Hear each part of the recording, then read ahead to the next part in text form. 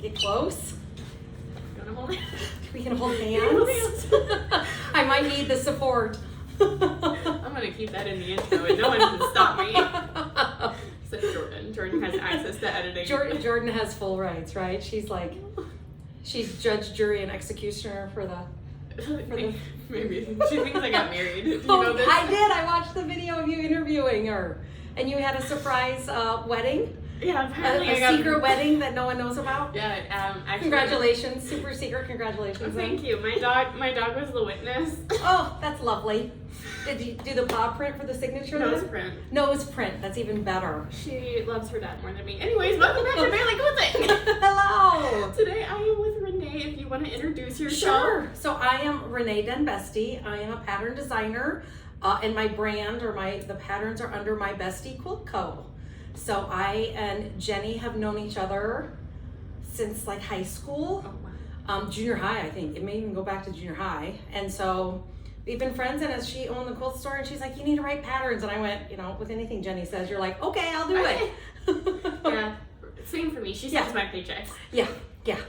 So my first question I always like to start with is, when did you start sewing? I was 30 years old when I started.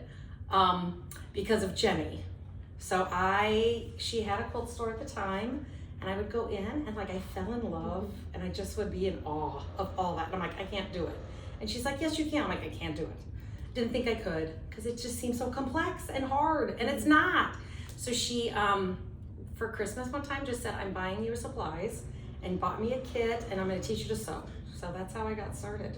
Awesome. Because then my next question I like to lead with is, who taught you? So was that kind of Jenny? Yeah, it was Jenny. Yep, she sat down. She had a little kit with me, and she just talked about a 1/4 inch. Now I bought a really cheap, it wasn't even a quilting machine, because I'm like, I don't know if I'm really gonna do this. So it didn't really have a 1/4 inch. So she taught me, and we drew blue lines. We put blue tape on, so I knew where my 1/4 inch line was. And then just sewed, and I fell in love, and I broke that machine in 6 months because I used it so much. And then I bought a real machine, and not that wasn't real, but an actual quilting, meant for quilting machine. So boy. So it was Jenny, and then just learning, trying new things and different things, and trial and error. So it's fun. Yeah. I've done samples for the shop and have done new things, and she gave me the pattern and was like, she's like, you can do this. Yeah, she's always very good. You can do this. It's fine. You'll be fine. Very encouraging. Yes. There's the word. That is it. And then, do you remember what your first quilt was? It was a table runner. It was Peachtree Designs. I think it was like a postcard that was laminated. And it was one Jenny bought me, and it actually had triangles. So I don't think triangles are intermediate. To me, they're beginner friendly because that's what I learned on. The first ones I did was half square triangles. And setting triangles as it was not a hard one. But quick table runner, and I pretty much did table runners. And then my first quilt, I think it was a baby quilt. It was a scrappy baby quilt because I had a friend that was having a baby, and I found one. I loved it at the store, and Jenny's like, you can make it. I'm like, that looks complex. She's like, it's not. She goes, just buy it, you'll be fine. And so it was a baby quilt. With the interviews, I've noticed a lot, especially with Hannah and Jordan. When people start quilting, they start with baby quilts for other people. Yes. And I've noticed that trend a lot. Yes. So I didn't. I started with a jelly roll race. Oh, and sure. I noticed that's another one people start with a lot. Yeah. Very quick ones. So then what? I'm gonna guess, Jenny, was it her who drew you more to the quilting, or was it you kind of were always interested in it but weren't quite sure? You mean actual quilting on the quilting, or the designing, in general? In general. It was Jenny. It was not even on my radar. I guess both my grandmothers quilted, but it was truly the old style. You used up clothes. You cut up old clothes and you sewed it together. And I did have some great aunts that sewed, but it wasn't, they lived so far away, I never really witnessed it. Yeah. So it was seeing Jenny's store and just all the quilts hanging in her store, and her mom and stuff. That's how I kind of more got introduced to quilting. Yeah. So with it, being roughly, I don't want to guess, but you've been sewing for a hot minute. For 20 years. You can say it. It's 21 years. I'm 22. So, you know, you were Just one me. Just one. Just a whole me. Yeah. But, Yeah. Was there ever a moment quilting became more than just a hobby to you? Yeah, it started in 2020. And that's when Jenny and Ann, you know, the pandemic had happened and they were trying to do some online things and they were doing a shop hop and they're like, we're wanting to give away some free stuff. They knew me, historically I'd written some of my own patterns, but never really sold them. Yeah. And previous life, I had been a teacher, a computer teacher. I used to write computer instructions, like how do you do things with your computer and with software. So they're like, would you be willing to write the instructions to go with patterns that we wanted to sell as part of our shop hop that we were doing online? So I said, sure. And then they were selling really well. So Jenny and Ann both encouraged me and said, you need your own brand and label. And so in 2023, we created my own. So yeah. If you didn't know, she said it already, but she does own My Beste Quilt Co, and you can find her on Instagram, Facebook. Yes, just those two right now. Again, I'm in my 50s. I don't know all the other threads and all that stuff yet. I'm still learning those things. I asked my mom for internet stuff. She's older than me, and she's like, you should know this, and I'm like, well, I don't. Maybe I'm on YouTube, so maybe If you want YouTube videos, man, I know something. I might know something. I might need to be having some talks with you, figuring it out. We'll talk later. Okay, I'm serious.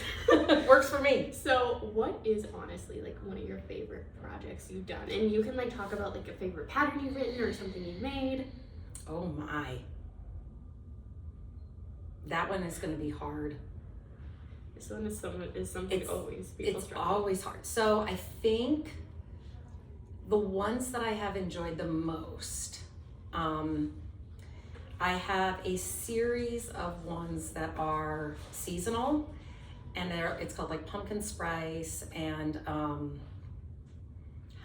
Naughty or Nice, Snowmageddon, Spring Break, and Summer Lovin'. And what I loved about them is that they have seasonal blocks. So coming up with how am I going to make a bat and then sewing together a bat, or how am I going to do a bee? I just did one, it's called We the People, that has an eagle's head and a flag, a waving flag. And I'm like, I think the challenge of it's just not a simple half square triangle, or it's not a pinwheel block. It's something a little more complex. But still anybody can do it because it uses the same type of construction that a normal block would use. Right. You're just putting things together to make an eagle head or something. So, and I think like even the Summer Lovin' one had flip-flops that were so fun to design and then like sew it together and make it work. So I think the ones that have a little bit more complexity to it, I've enjoyed the most. Yeah. So like my favorite part of my job is my mom always asks me, are you going to start designing quilts? Are you going to make patterns? Yes. And I really want to. You should. I will always encourage people to do that.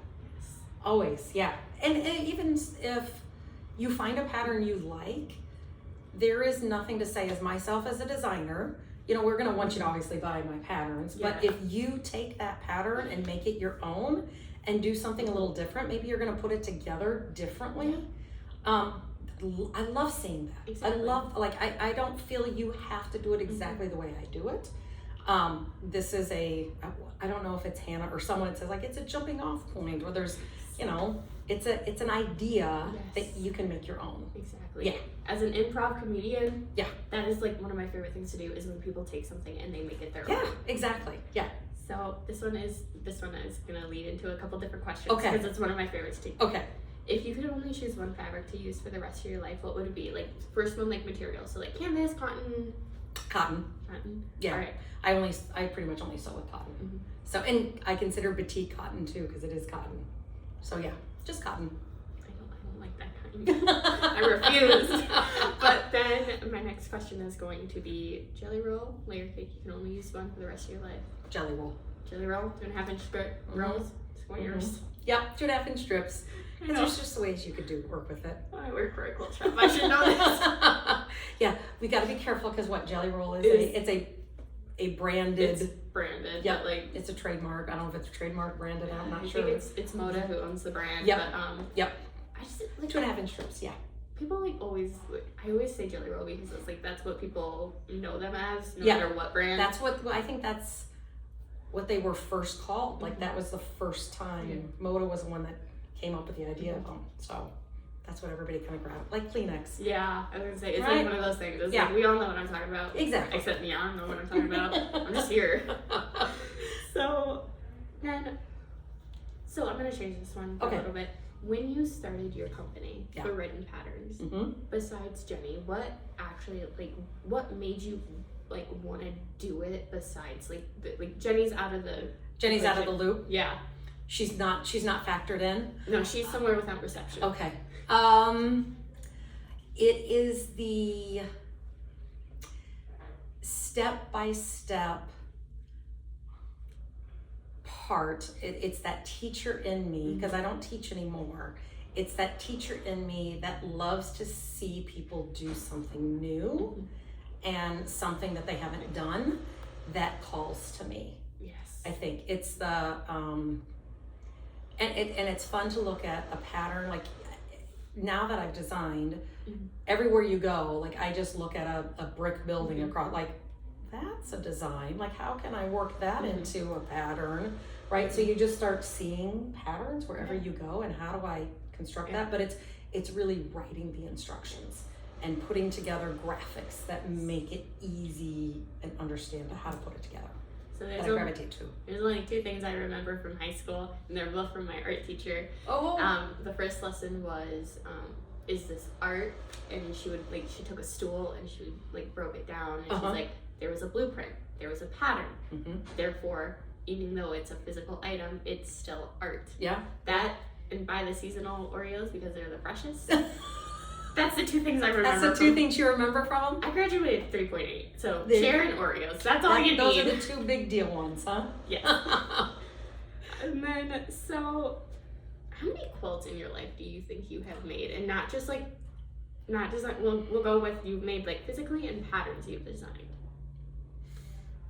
It's hundreds of quilts I've made, just because of how many I've done from when being 20 years. But then I made a lot of table runners at first, and you can whip those out like this, right? So I think for friends and my mom and grandma, I think they got a table runner that matches every season, that matches every month, that matches every holiday.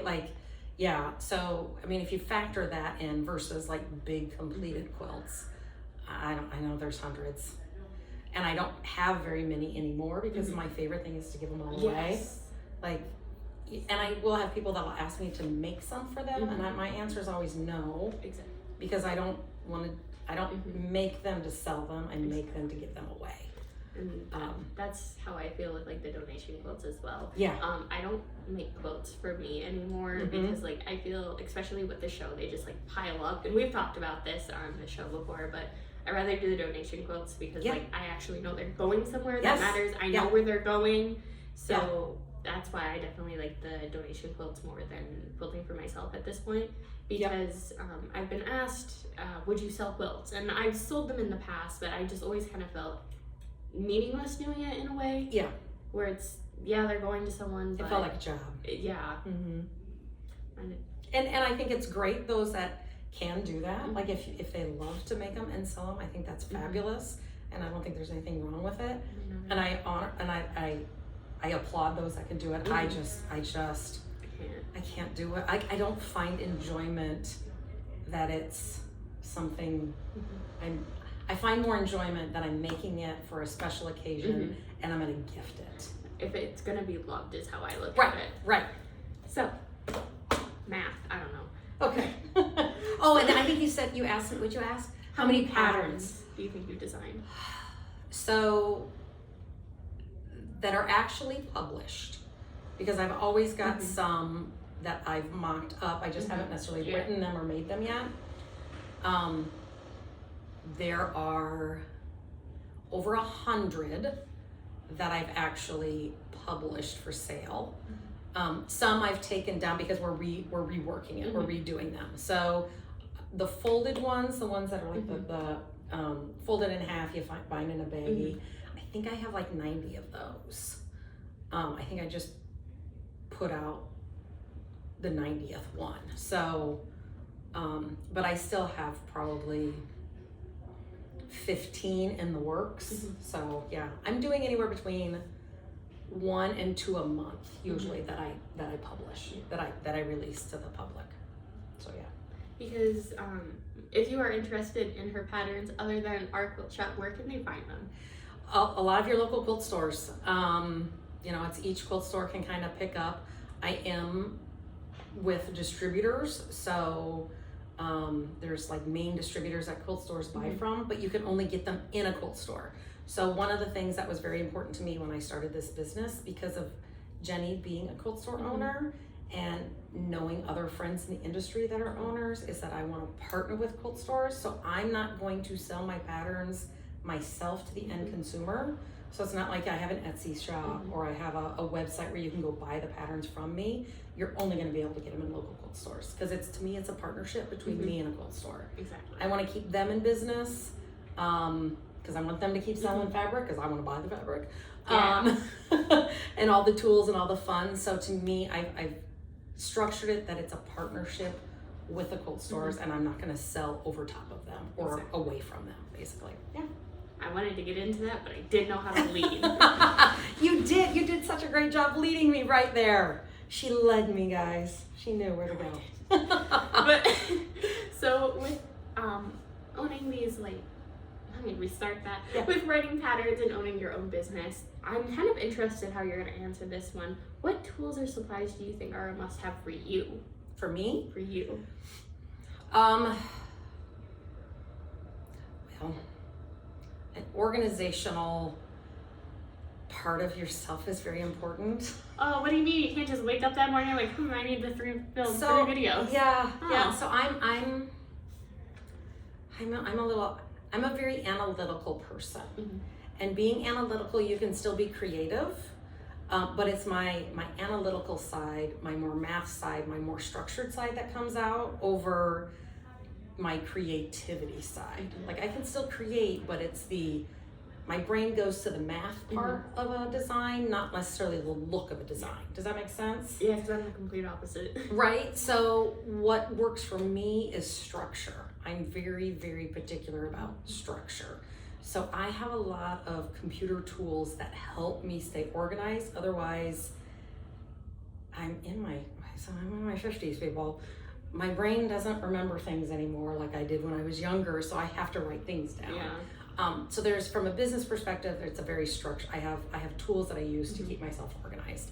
From a quilting perspective, I mean, there's just my favorite tools that I like to use all the time. I like to have a really good machine.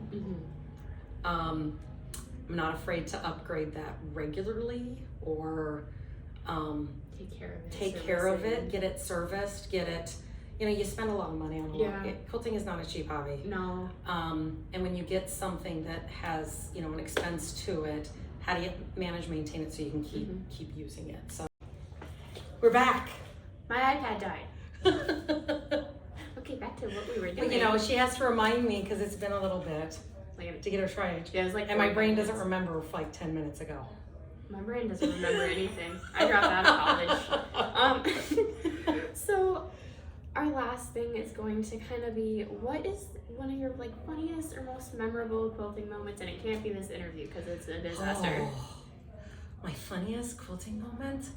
I can say one of mine. Yeah. If you want to Yeah, think. you go first. So I know I've said this one on the channel before, but my dad taught the cat to steal my clips. So now he leaves clips in my bed, and those hurt when you sit on them. Another one is the cat learned to press the foot pedal, and I was leaned over my machine once, and he sent my hair through.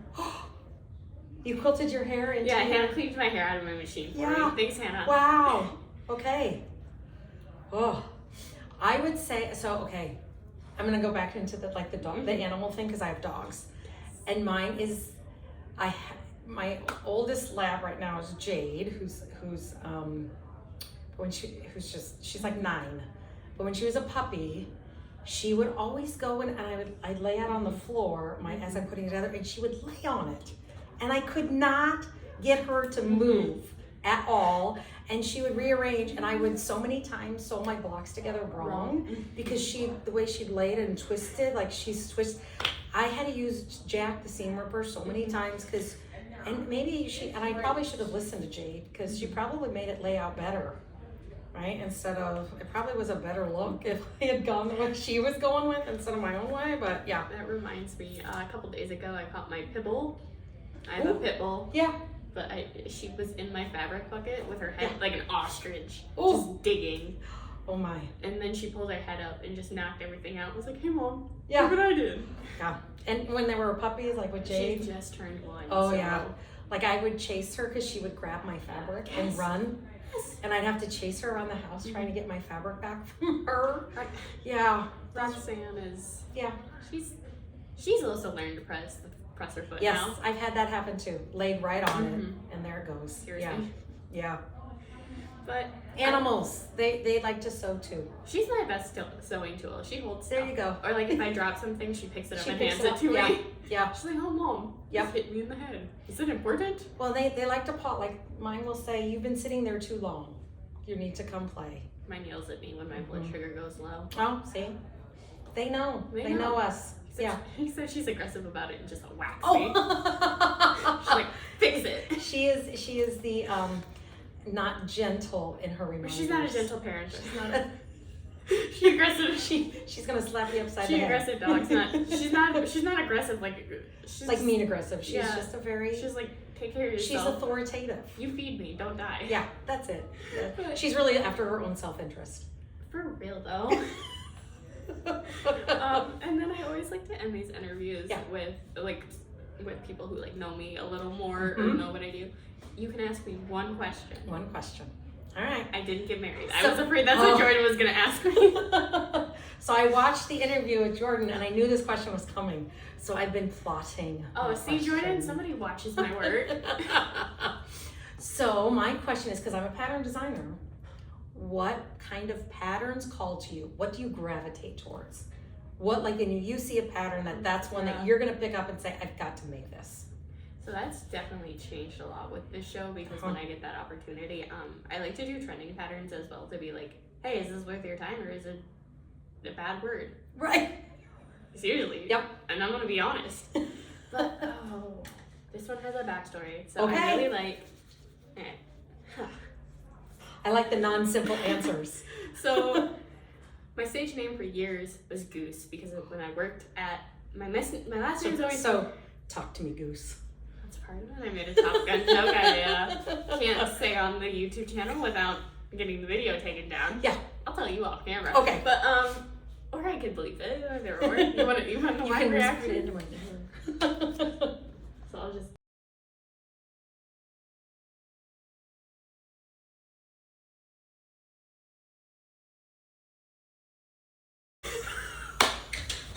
At 18. Okay. At 18. Freshly 18. Still in high school. Like adult. So, my last name is Henniges, which is always mispronounced as a lot of things, but Goose had just become what everyone would call me. Okay.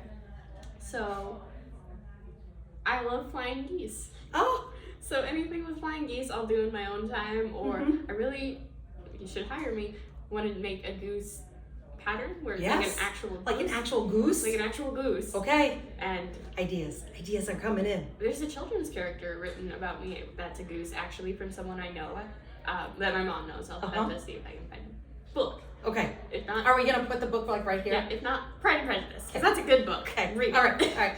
But so flying geese, I really love anything with like just goose, because like it's just become a joke. But like, I want more like actual geese patterns. Where like I want like the actual bird, like a porch goose quilt. Where you make a porch goose. Yes. But like, there's different ways you could like dress it up or something. Okay. So I want to say, was it last year at H&H? People were walking around with like a stuffed goose. I know exactly which one. Yeah. Yes. Yeah. This is my porch goose. His name is Gustav. Yeah. It was all stuffed. Have you made one yet? No. I have to make one. I've seen the patterns, but Yeah. I have to be very careful with patterns on the show. Okay. But yeah, I wanna do that. You wanna make it. I wanna make. I mean, You want something, not necessarily that you want to do. just something that's like an actual. Yeah. But that is going to be that interview. Thank Yay! you so much. You're welcome. This was fun. Yes, I'm gonna leave all her social and stuff in the description, so make sure you check her out. Yes. And we're gonna film trivia, and I will see you guys when I see you. All right. Bye. Thanks, everyone.